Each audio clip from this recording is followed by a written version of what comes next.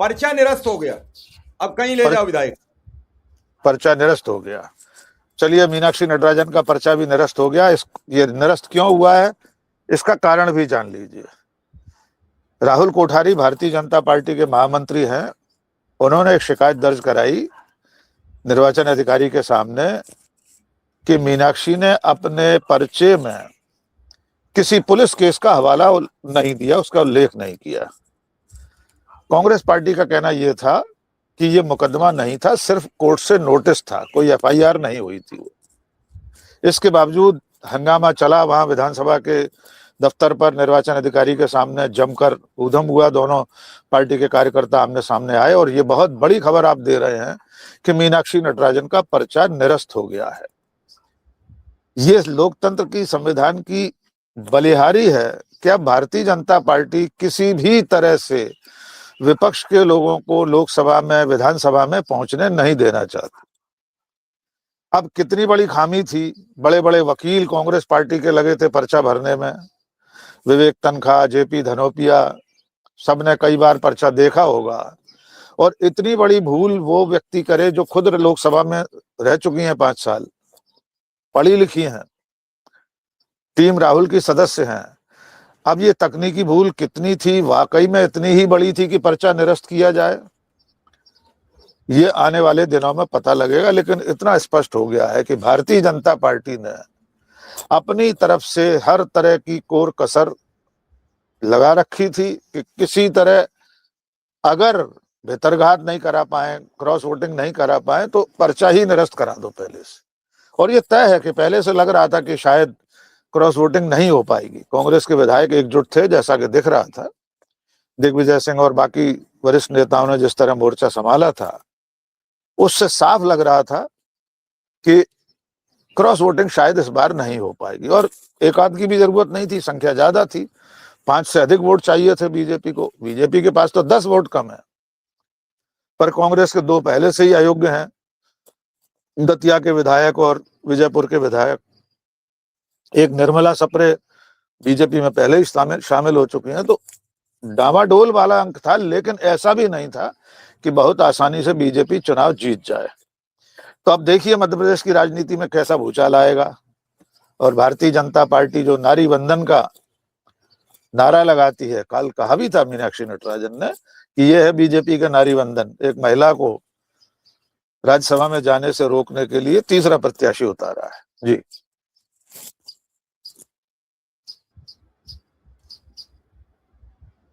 जीतू पटवारी का एक बयान आया है जी, क्योंकि हमारा काम है दर्शकों को सच दिखाना, सच सुनाना।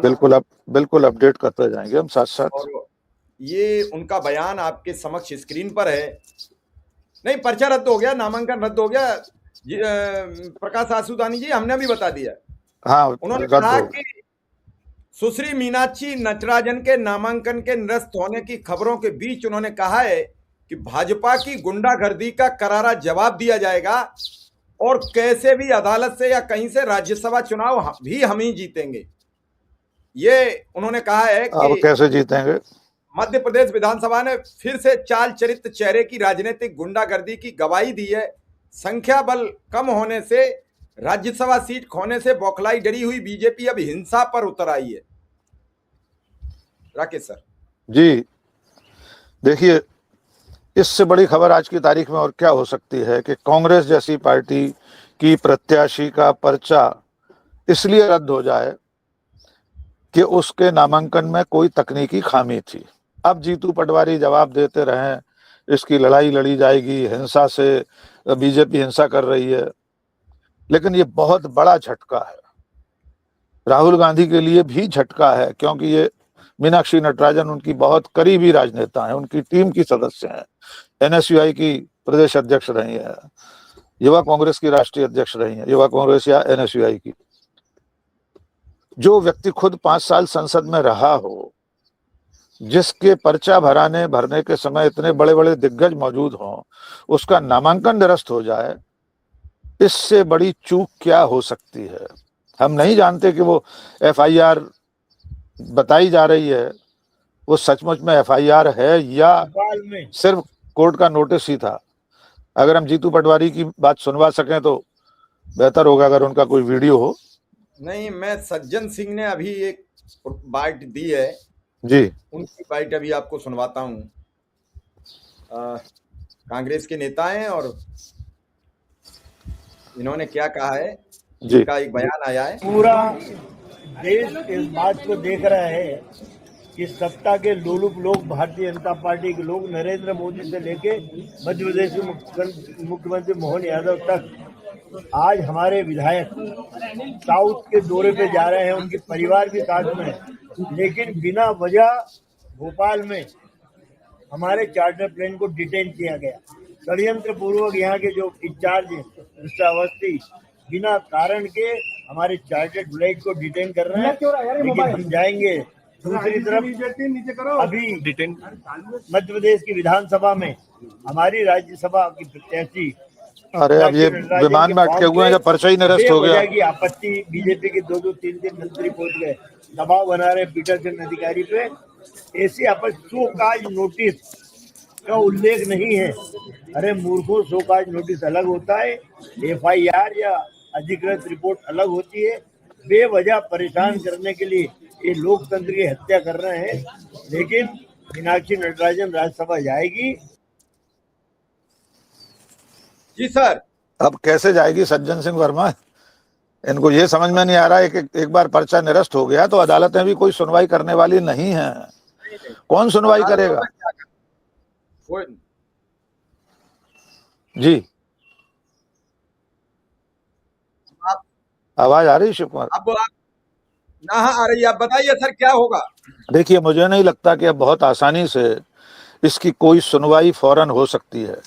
हम जब बात कर रहे हैं, नामांकन वापसी की तारीख है 11 जून, 18 जून को मतदान होना है। अब जब पर्चा ही निरस्त हो गया तो न नामांकन वापसी का अवसर आना है। महेश केवट की नैया उन्होंने गंगा पार कर ली नामांकन निरस्ती की नाव पर बैठकर। इसलिए अब कांग्रेस लकीर, सांप के निकल जाने के बाद लकीर पीटती रहे। मुझे बिल्कुल उम्मीद नहीं है कि भारत की किसी अदालत से मीनाक्षी नटराजन को या कांग्रेस पार्टी को किसी तरह का न्याय मिलेगा, क्योंकि जिस तरह से बीजेपी ने शुरू से तैयारी की थी तीसरा प्रत्याशी उतारना, जबकि मालूम था कि 10 विधायक कम हैं, इसके बावजूद तीसरे प्रत्याशी का मैदान में उतरना ही इस बात का संकेत था कि ये इन प्रकारेण राज्यसभा में एक सीट बढ़ानी है, चाहे कुछ हो जाए, चाहे टीएमसी को तोड़ना पड़े, चाहे नामांकन निरस्त करना पड़े, चाहे झारखंड में कुछ और करना पड़े। तो मैं समझता हूं आज भारत की राजनीति में एक बहुत ही, देखा जाए तो काला दिन है। लोकतंत्र में कम से कम चुनाव लड़ने का अवसर आना चाहिए, स्वस्थ प्रतिस्पर्धा होना चाहिए, आमने सामने मुकाबला हो। आप उसे चुनाव हरा देते कांग्रेस के प्रत्याशी को। जी सर, ये आज का जो घटनाक्रम हुआ, इसे देख के ऐसा चल रहा है कि बीजेपी निश्चित भयभीत थी कि अब हम कांग्रेस से चुनाव नहीं जीत पाएंगे, और चुनाव नहीं जीत पाएंगे तो फिर उसका एन कैन प्रकारेण रास्ता निकाल रही थी। विधायकों का हेलीकॉप्टर रोकना, फिर उस पर शिकायत दर्ज कराना, फिर शिकायत पर सुनवाई कराना। इसका मतलब एक तो साफ ये हो गया कि विधायक नहीं टूट रहे थे 100%। और जब विधायक नहीं टूट रहे थे तो ये नया रास्ता खोजा गया। क्या आपको लग रहा है कि अब बीजेपी लोकतंत्र कहीं छोड़ रही है? अब जिसको ऐसा लगता हो कि मोदी शाह या भारतीय जनता पार्टी के युग में लोकतंत्र कहीं बचा है, वो लोकतंत्र को छोड़ रही है, तो वो मेलोडी खाए और खुद जान जाए। ज्यादा मन करे तो झालमुड़ी खा ले, और ज्यादा मन करे तो लोकतंत्र के नाम पर छज्जे पर खड़ा हो जाए और ताली बजाए, थाली बजाए, लोटा बजाए। और मन न भरे तो अपना गैस सिलेंडर दरवाजे पर रखकर उसको चिमटे कड़छुली से बजाना शुरू कर दे, तब उसे समझ में आएगा कि लोकतंत्र कहां बचा है। राज्यसभा इसलिए बनाई गई थी कि उच्च सदन में सुशिक्षित लोग पहुंचे, समाज के ऐसे लोग पहुंचे जो सीधे जनता के बीच में जाकर चुनाव नहीं लड़ सकते, पर योग्य हैं, अलग अलग क्षेत्रों के हैं, पढ़े लिखे हैं, उसमें साहित्यकार, पत्रकार, कवि, लेखक, वैज्ञानिक, वकील, समाज के विभिन्न वर्गों के लोग चुने जाएं और उच्च सदन में पहुंचे। लेकिन अब एक तो वो झारखंड में कौन से नाथवानी है, परिमल नथवानी या नाथवानी धन्ना सेठ, उनको बीजेपी ने उतारा है। वे अलग अलग राज्यों से, अलग अलग पार्टियों से चुनाव जीतकर राज्यसभा में पहुंचते रहे। वहां भी संख्या बल नहीं है, वहां तो खजाना खोलना पड़ेगा। और यहाँ पर जी, उनके भी नामांकन में त्रुटि पाई गई है, तो उनका निरस्त होता है कि नहीं, ये सबसे बड़ी बात आएगी सामने। अभी दूध का दूध और पानी का पानी हो जाएगा। किसके? महेश के वेट के? नहीं, परिमल नथवानी के में।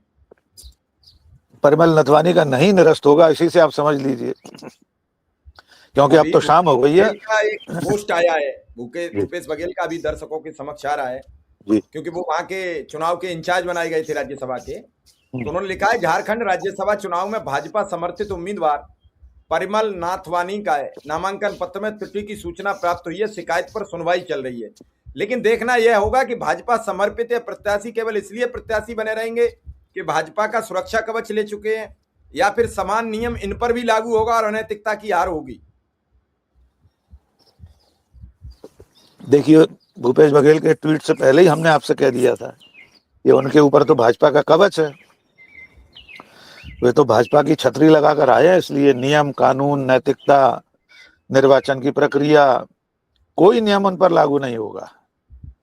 मुझे कोई उम्मीद नहीं है, क्योंकि अब शाम हो चुकी है, 7 बजने वाले हैं। पर्चे की जांच का समय भी निकल रहा है। आधी रात तक नामांकन पर्चे नहीं जांचे जाएंगे और कल नामांकन वापसी का आखिरी दिन है। तो भारतीय जनता पार्टी ने भोपाल में जो कुछ किया है, अगर वो इस देश के लोगों को खुली आंखों से नहीं दिखाई दे रहा, अगर लोग इस बात को नहीं समझ रहे हैं कि किस तरह लोकतंत्र को अपहृत किया जा रहा है, उस पर डाका डाला जा रहा है, तो अब कभी समझ में नहीं आएगा। क्या सचमुच में इतनी सी तकनीकी भूल पर नामांकन निरस्त हो सकता है? एक बहुत महत्वपूर्ण बात जोड़ दें, अगर नामांकन पत्रों में इस तरह से जानकारियां छुपाना नामांकन निरस्त होने के लिए पर्याप्त है, तो प्रधानमंत्री नरेंद्र मोदी के पिछले कई चुनाव के नामांकन पत्र बैक डेट से निरस्त होना चाहिए। उन्होंने अपनी वैवाहिक स्थिति छुपाई, दशकों तक खुद को अविवाहित लिखते रहे पर्चे में। वो तो जब कानून आ गया कि नहीं अनिवार्य है लिखना, तब उन्होंने विवाहित खुद को घोषित किया। ऐसी कई चीजें हैं जिनमें बड़े बड़े नेताओं के, भारतीय जनता पार्टी के नेताओं के नामांकन पत्र खारिज हो सकते हैं। शैक्षणिक योग्यता, उनकी शैक्षणिक योग्यता आज भी संदिग्ध है। आज भी उनकी मार्कशीट का कोई अता पता नहीं है। वे पूरी दुनिया के एकमात्र व्यक्ति हैं जिनकी अंक सूची नहीं दिखाई जाती। उसके लिए अदालत में गुहार लगाती है भारतीय जनता पार्टी और उसकी तरफ से सॉलिसिटर जनरल। नरेंद्र मोदी की मार्कशीट न दिखाई जाए, डिग्री न दिखाई जाए, इसके लिए कानून की अदालत में लड़ाई लड़ना पड़ती है। तो ऐसे कितने नियमों का उल्लंघन हुआ होगा पिछले 12 सालों में, जिसमें भारतीय जनता पार्टी के प्रत्याशी और नेता अयोग्य ठहरा दिए जाएंगे, उनके चुनाव निरस्त हो जाएंगे। लेकिन ये सब तब हो सकता है जब सचमुच कानून का राज हो। ये तो मोदी शाह का राज है, इसमें तो ऐसा ही होगा। जी शिव कुमार सर, क्या आपको ये लग रहा है कि मध्य प्रदेश भाजपा की जो आपसी कलह थी उसका भी इसमें कुछ रोल रहा है? क्या कलह यहाँ कुछ वजह बनी है? देखिए, भाजपा में उस तरह से कलह नहीं थी, कांग्रेस में मान सकते हैं, कुछ लोगों का मानना है। यद्यपि मुझे नहीं लगता, ये एक तरफा जो लोग खबरें फैला रहे थे कि मीनाक्षी के नाम आने से उनका प्रत्याशी घोषित होना कांग्रेस के कई दूसरे नेताओं को रास नहीं आया है। लेकिन वो क्षणिक असहमतियां होती है, स्वाभाविक तौर पर हर पार्टी में थोड़ा बहुत तो होता ही है। बीजेपी में भी बहुत सारे ऐसे दावेदार होंगे, नरोत्तम मिश्रा जैसे, और बहुत दावेदार हैं जो राज्यसभा के लिए टकटकी लगाए थे, नहीं जा पाए। लेकिन मीनाक्षी नटराजन के मामले में कांग्रेस की सिर्फ हटब्बल या आपसी मतभेद, गुटबाजी का कोई लेना देना नहीं। ये तो भारतीय जनता पार्टी और उसकी सरकार की कारगुजारी है कि वो किस तरह से काम करती है, और विधानसभा का सचिवालय कैसे काम करता है, उसका भी एक उदाहरण जान लीजिए। दतिया के विधायक राजेंद्र भारती को लेकर कोर्ट से एक फैसला आया, उनकी विधायकी निरस्त की गई। आधी रात को विधानसभा का अधिकारी सचिव विधानसभा दफ्तर खोल के बैठ गए 11 बजे। नोटिफिकेशन जारी करने के लिए दफ्तर खुलवाया गया, जीतू पटवारी वहां पहुंचे, उस वक्त रुक गया और अधिकारी चले गए, लेकिन बाद में पता चला आधी रात के बाद फिर गजट नोटिफिकेशन हो गया। न केवल आयोग ठहराने का आदेश उस नोटिफिकेशन में आ गया, बल्कि सीट खाली है, दतिया विधानसभा सीट खाली है, इसकी सूचना भी आधी रात को चुनाव आयोग को दे दी गई। ऐसी जेट रफ्तार से काम होता है मध्य प्रदेश की विधानसभा में, बशर्ते मामला कांग्रेस को निपटाने का हो, वरना तो विधानसभा अध्यक्ष निर्मला सप्रे की सदस्यता खत्म करने का आज तक फैसला नहीं कर पाए। घोषित रूप से बीजेपी के मंच पर बैठी थी, बीजेपी के मंच पर सदस्यता प्राप्त कर चुकी है, सदन में उस तरफ बैठती हैं, विपक्ष के सामने। नेता प्रतिपक्ष विधानसभा अध्यक्ष से बार बार मिलकर चिट्ठी दे रहे हैं कि इनको अयोग्य घोषित किया जाए, क्योंकि दल बदल कानून में इन्होंने कांग्रेस छोड़कर बीजेपी ज्वाइन कर ली। 2 साल होने को है, कोई फैसला नहीं किया। 2024 के लोकसभा चुनाव में निर्मला सप्रे, जो बीना की कांग्रेस विधायक है, बीजेपी ज्वाइन की थी उन्होंने, हाई कोर्ट गए उमंग सिंगार, वे कह देती मैं तो कांग्रेस में हूं। तो ऐसा लोकतंत्र चल रहा है मध्य प्रदेश विधानसभा में। विधानसभा अध्यक्ष से लेकर विधानसभा के सचिव, अवर सचिव, सारे अधिकारी बीजेपी के हाथ की कठपुतली बने हुए हैं। जी सर, क्या अब तो सब खेल खत्म हो गया? अब तो मीनाक्षी नटराजन का चुनाव का पूरा प्रोजेक्ट ही फ्लॉप हो गया। अब वो क्या अदालत जाएंगी क्या नहीं जाएंगी, अब वो बाद की बात है। देखिए, अदालत जाए भी तो इतनी जल्दी कौन राहत देने वाला है? कोई आधी रात को सुप्रीम कोर्ट खुलने वाली है इस अपील पर। कल नामांकन वापसी का आखिरी दिन है। क्या लगता है चीफ जस्टिस ऑफ इंडिया तो चिड़िया बल्ला खेल रहे हैं लंदन में। ग्रीष्मकालीन अवकाश लगा हुआ है। अवकाशकालीन न्यायाधीश कौन से बैठे होंगे? कौन तत्काल मीनाक्षी नटराजन की याचिका पर सुनवाई कर लेगा? कौन हाल की हाल ये फैसला कर देगा कि जाइए आप चुनाव लड़िए, बाद में देखा जाएगा, फिलहाल इनको पात्रता दी जाती है चुनाव लड़ने की। ये फैसला इतनी जल्दी नहीं होगा। कांग्रेस को राहत मिलने वाली नहीं है किसी सूरत में। तो ये खेल है लोकतंत्र का अपहरण। अलग अलग तरीके से कैसे हो सकता है, इसके सैकड़ों उदाहरण नरेंद्र मोदी और अमित शाह ने पिछले 12 साल में देश के सामने रख दिए हैं। उधर टीएमसी को तोड़ने की कोशिशें चली रही हैं। आपको अच्छी तरह मालूम है, हम लोगों ने कल बात की थी कि वो आज सुबह ही बात की थी कि तृणमूल कांग्रेस के सांसद केंद्रीय मंत्री के घर पे बैठे हैं, वहां सारी बातचीत चल रही है। उस पर भी दल बदल कानून लागू न हो पाए, सांसदों की सांसदी न जाए, इसकी तोड़ निकालने के लिए जुगाड़ देखी जा रही है, तरीके ढूंढे जा रहे हैं। तो अब तो ये लोकतंत्र ऐसे ही चलेगा, आपको मंजूर हो या न हो। ये मोदी शाह का लोकतंत्र है। इसमें वो जो संविधान की किताब राहुल गांधी किताबिया हाथ में लेकर घूमते हैं, वो बस दिखावे की नमूना भर की बची है। बाकी तो जो संविधान मोदी शाह लिख रहे हैं, अब वो चल रहा है देश में।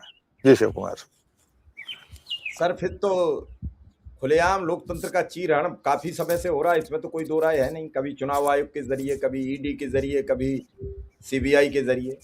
लेकिन अगर ऐसे ही चलेगा तो फिर चुनाव कराने का औचित्य क्या रह गया, मकसद क्या रह गया, मतलब क्या रह गया? फिर तो उम्मीदवार घोषित कर दो। और क्यों इन जो कुछ चंद गिने चुने लोग चुन के जाते हैं, इनके ऊपर ये ठीकरा फुड़वाते हो कि विपक्ष ढंग से काम नहीं कर रहा है?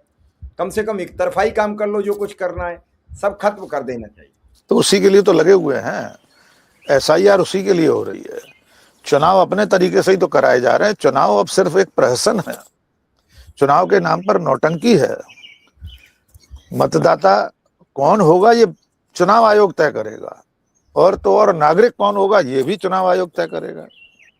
चुनाव आयोग अर्थात भारतीय जनता पार्टी अर्थात मोदी शाह, वे तय करेंगे कि कौन वोटर होगा, कौन चुनाव लड़ेगा, कौन नहीं लड़ेगा, मतदान होगा या नहीं होगा, लड़ेगा तो कौन जीतेगा ये भी वही तय करेंगे। वो भी मतदाता तय नहीं करेगा कि उसने कुछ सोचकर वोट दिया हो कि हम इसे चुनना चाहते हैं, नहीं, वो नहीं होगा। मोदी शाह जिसे चुनेंगे वो चुनाव जीतेगा। अभी आपने देखा नहीं बंगाल में हुमायूं कबीर 2-2 सीटों से चुनाव जीत गया, जिसके खिलाफ पूरी बीजेपी आग उगल रही थी चुनाव में। और वो मालदा वाला जहांगीर खान, वो तो चुनाव लड़ने ही नहीं आया। फिर जब दोबारा उसकी सीट का चुनाव घोषित हुआ, प्रत्याशी ही नहीं बना। फिर जो भी जीत गए गिरफ्तार हो गया, फिर भी गिरफ्तार हो गया। फिर भी गिरफ्तार हो गया। और जो जीते उनमें से 80 में से 59 बीजेपी की गोद में जा रहे हैं। तो कैसा चुनाव, किसका चुनाव, किस लिए चुनाव? For the people, by the people, of the people. अब जरूरत कहाँ है जनता का, जनता के लिए, जनता द्वारा? ये होगा लोकतंत्र का कोई सूत्र वाक्य, होगा कहीं किताब में लिखा होगा। लेकिन अब ये मोदी का, मोदी के लिए, मोदी द्वारा लोकतंत्र है।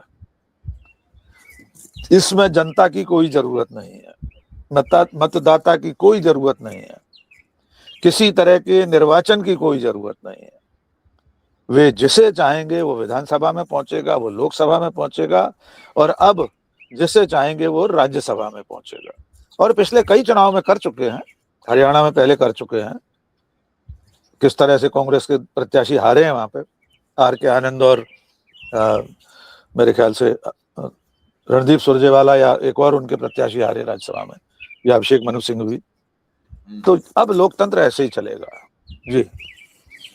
अभिषेक मनु सिंह भी हिमाचल में हारे थे, सुरजेवाला हारे, और आर.के. आनंद हारे, एडवोकेट आर.के. आनंद हारे। अब सर ये सब चीजें जब सोच हो रही है तो राज्यसभा का चुनाव तो जनप्रतिनिधि करते हैं, और जनप्रतिनिधि के भी चुनाव में इस तरीके की तौबा होगी, हॉर्स ट्रेडिंग होगी, जैसे अब मध्य प्रदेश में लड़ने लायक नहीं। मतलब बीजेपी के तो 10-20 सांसद, 10-20 विधायक हों और 40 विधायक भी वोट डालने से उसे जीतती हो तो वो उम्मीदवार खड़ा कर देती है, जबकि अभी तक ऐसा नहीं होता था। अभी तक सब अपने अपने सिस्टम से बात करते थे, तब खड़ा करते थे। सर क्या इससे आने वाले दौर की राजनीति और ज्यादा खराब नहीं होगी? कभी तो सत्ता परिवर्तन होगा। देखिए, जब कभी सत्ता परिवर्तन होगा, हम नहीं जानते कब होगा, सचमुच में होगा भी कि नहीं, लेकिन जब सत्ता परिवर्तन होगा तो इस दौर के जो गुनहगार हैं वे बख्शे नहीं जाएंगे। सबको कानून की अदालत का सामना करना पड़ेगा। एक न एक दिन तो न्याय के दंड के सामने सबको आना पड़ेगा। लेकिन उसके लिए सबसे पहले जनता को ये मन बनाना पड़ेगा कि उसको इस तरह का लोकतंत्र चाहिए। आपने ठीक कहा कि ये जनता के चुने हुए प्रतिनिधि हैं, विधायक जनप्रतिनिधि हैं। यहाँ तो कोई आम मतदाता वोट नहीं डाल रहा कि 10 लाख लोगों की लोकसभा सीट है कि विधानसभा में हजारों लोग वोट डालने हैं। कुल 230 सदस्यों की विधानसभा है, उसमें कांग्रेस के पास 61 विधायक हैं जो वोट डालने की हैसियत में है। आप उनको भी वोट डालने नहीं दे रहे हैं, पर्चा ही निरस्त करा दे रहे हैं। तो अब आने वाले दिनों में इसी तरह से चलेगा ये देश। आपने बहुत गंभीर सवाल पूछा है कि अगर कभी सत्ता परिवर्तन हुआ तो क्या होगा।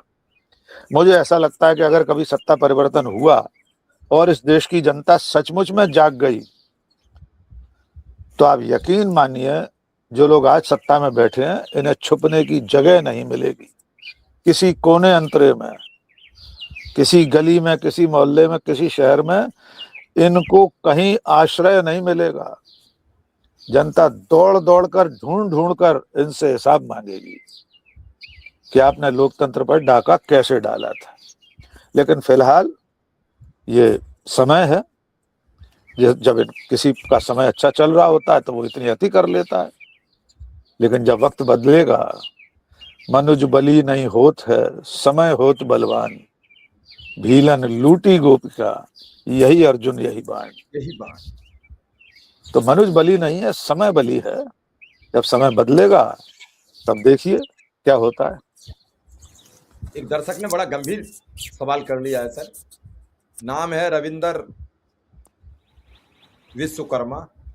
वो लिख रहे हैं, नमस्कार सर, लोकतंत्र का चीरहरण हो रहा है और जनता भी तो चुप्पी साधी हुई है, जबकि सबसे ज्यादा नुकसान तो जनता का ही हो रहा है। पार्टियां तो बाद की बात रह गई। बिल्कुल विश्वकर्मा जी, हम आपकी बात से सहमत हैं। और हम लोग लगातार अपनी हर बातचीत में जनता से ही तो संवाद कर रहे हैं। उसी को याद दिला रहे हैं कि जागो, कब तक सोते रहोगे, कब तक हिंदू मुसलमान, मंदिर मस्जिद, कब्रिस्तान, 80-20, कब तक ये सब करते रहेंगे। अपने हक की आवाज उठाइए। पेट्रोल डीजल की कीमतें, गैस की कीमतें कहाँ पहुंच चुकी हैं। उज्ज्वला का गैस सिलेंडर, उज्ज्वला स्कीम का सिलेंडर जो जब योजना शुरू हुई थी तब 1 साल में 12 मिलते थे, फिर 9 कर दिए, अब 4 कर दिए हैं। महंगाई आसमान छू रही है। तो अब तो ये जनता की जिम्मेदारी है विश्वकर्मा जी। हम तो सिर्फ याद दिला सकते हैं कि देखिए तूफान आने वाला है, जाग जाइए। शुतुरमुर्ग की तरह रेत में से सिर धसाए रखने से आप बचेंगे नहीं। ये तूफान आपके भी परखच्चे उड़ा देगा जी। बिल्कुल उड़ा देगा। और इसी के साथ एक बड़ी खबर थी, ये पर्चा निरस्त हुआ, ये भी एक ऐतिहासिक काम है। राज्यसभा में अक्सर निरस्त नहीं होता है क्योंकि गिने चुने प्रपत्र होते हैं। चलिए अब देखते हैं कि इस पर राहुल गांधी का बयान क्या आता है। बिल्कुल। झारखंड से त्रुटि पर क्या उत्तर आता है, क्या उनका निरस्त होता है या नहीं, ये तय करेगा कि क्या नियम और क्या कानून। सर आपने समय दिया इसके लिए बहुत बहुत आभार, बहुत बहुत धन्यवाद।